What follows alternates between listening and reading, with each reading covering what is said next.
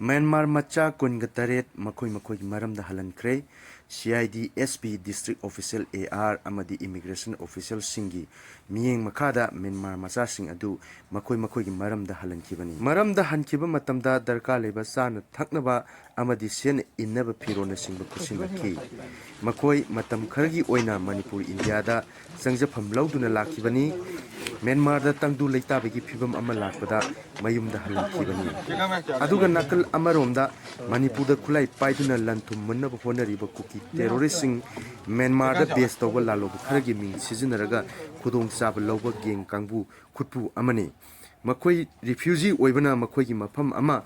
country ama leninabagi wakhalda chathagiba huranba lichat asida Myanmar machasing aduna nungnangba phawkhidaba natte refugee sing asina chathariba thorong asi yaningdaba phongdokhiba mamangda Kuki khutlaipaiba singna lambida tholakpa matamda Kuki len lawba khoina thengrakhi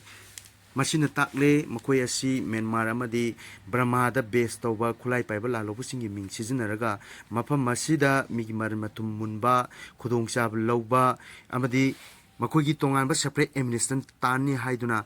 nampu hapu da tholapa group ni haiba takle